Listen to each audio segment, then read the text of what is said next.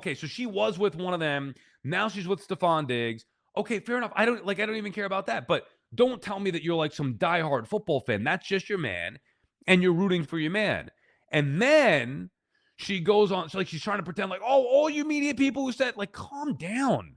People are just picking the game. What are you taking it personally? Like somebody's insulting you and your family by picking against the Patriots? So she's over the top in her support of her man, ripping other people in the process. And it's one thing to rip the people on ESPN, it's another to go after a 4-year-old girl. And in this particular spot, I put myself in the father's shoes because I have a 4-year-old daughter. And if Cardi B ever had the balls to call my daughter a bitch, and that's what she did to this girl. Now she didn't say it. I don't think she meant it in a horrible way, but she's still an adult with a massive following, and she thought it was okay in any way, shape, or form to call a 4-year-old girl the B word. Like, even if you didn't mean it or you were trying to be funny or be over the top, like that is not acceptable in any way, shape, or form.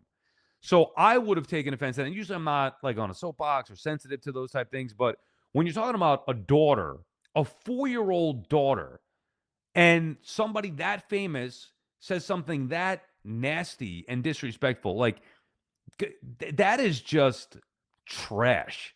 I'm sorry, but that's inexcusable trash from Cardi B. Now, maybe I shouldn't expect anything more from her, but I find it repulsive, disgusting, and I can't wait for the Patriots to lose that football game and to shut Cardi B the hell up. Or maybe better yet, her and Stephon Diggs to eventually break up because they will. That's a better bet than picking against the Patriots. Forget it. Forget what's going to happen in the Super Bowl. I guarantee you, Stephon Diggs and Cardi B are going to hit the Splitsville or whatever it's called sooner than later.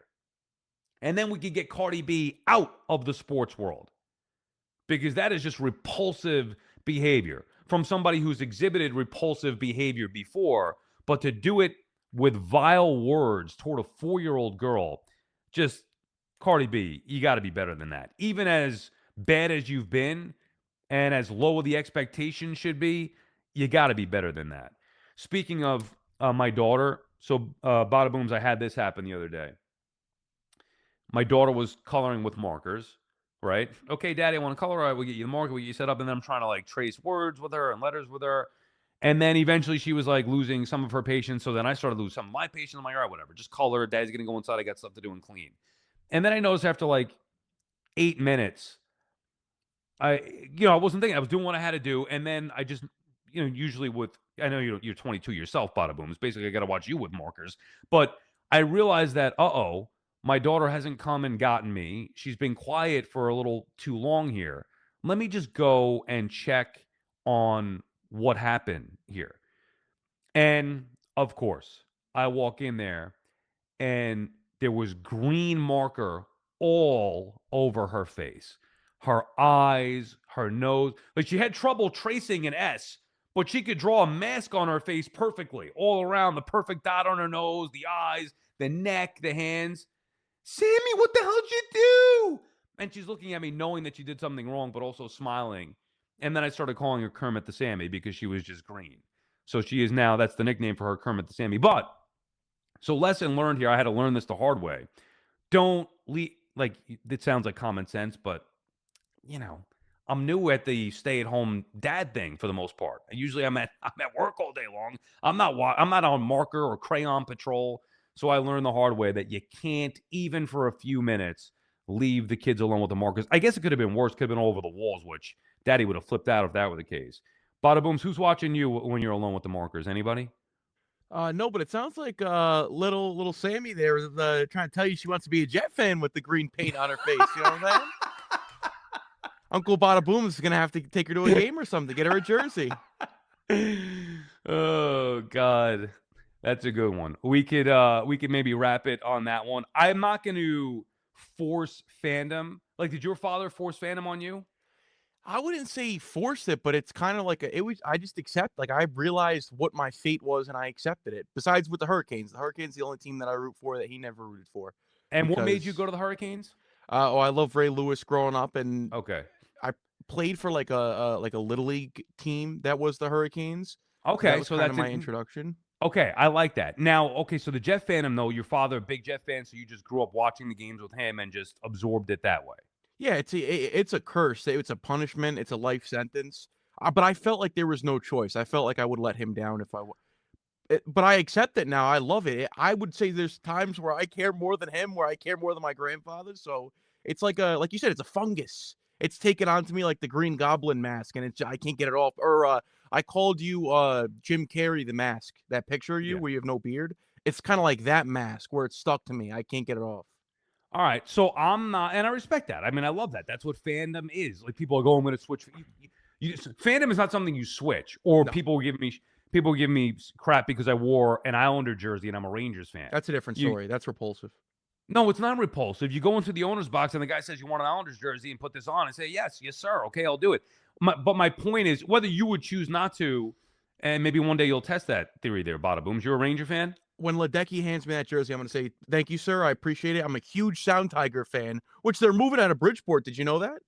No, I didn't know that. I don't even know what I the used to Sound go to the Tigers are. But Sound Tiger games every Saturday. point is, whether you wear an Islander jersey or I wear an Islander jersey, it does not change the fandom. I could give you a Drake May jersey that you could wear for the Super Bowl, or a Sam Darnold jersey that you could wear for the Super Bowl. You're not a Seahawks fan.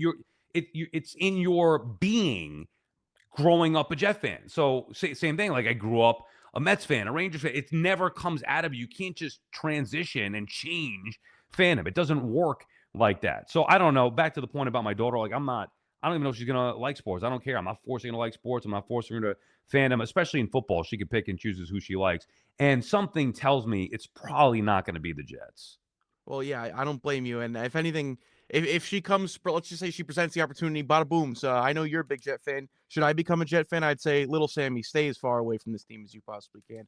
But you And I mentioned will the say Drake little, May. yeah, I will say little Sammy, stay as far away from Bada Booms as you possibly Come on, don't. You're the one talking about grooming me. What are you? I'm trying to be a good uncle. But you said the All Drake right, go May ahead. jersey, gun to my head. They say, accept your fate, life or death, or put this Pat jersey on. I'm closing my eyes and I'm going like this. You're I would praying. never, ever, ever, ever, ever in my life. I would rather be dead than wear a New England Patriot, wear a Red Sox jersey. I'll give you one. I'll give you some good ammo on me. My great grandfather was a Met fan, and my great grandmother was a Yankee fan. So I have a tendency to not. I don't hate the Mets. In fact, I root for the Mets. I would say I'm almost, in my own, a little bit of a Met fan, even though it's Yankees first at the end of the day. I have a few Met jerseys. I was a Piazza fan growing up. So I know I just clowned you for the Rangers. I don't want that to come back to bite me because when Cohen offers me a Soto jersey, maybe not Soto because he left us. Maybe a Marcus Seaman jersey. Maybe something different. Like a Brett Beatty, he grew up best friends with Garrett Wilson, so I got his jersey because Garrett Wilson's my guy. Bada Booms. We might put this to the test one day. You'll eventually, when you grow up, you'll realize that you could wear other jerseys. It's okay. It doesn't mean anything. I'm just saying the Met jersey. I don't hate the Mets. The Mets are the Jets of No, baseball. we got to get you in a Pats jersey. I'll That's never what wear. my goal I'll is now. never wear a Patriots jersey, and don't even bring me anywhere near Brady. I might ruin your broadcasting career if you introduce me to Tom Brady. All right, Bada Booms. We appreciate the insight as always. Go back to doing whatever it was that you were doing. All right, that does it for episode 8. Remember, download, rate, subscribe, whatever it is that comment. Of course, tell me how much I suck. All those different things. We appreciate it. Daily episodes, YouTube, Apple, Spotify, wherever you find your podcast. Back again tomorrow with another episode 9, as we continue the count on here on this new project, the Sal Licata Show. We appreciate you listening. We'll talk to you tomorrow.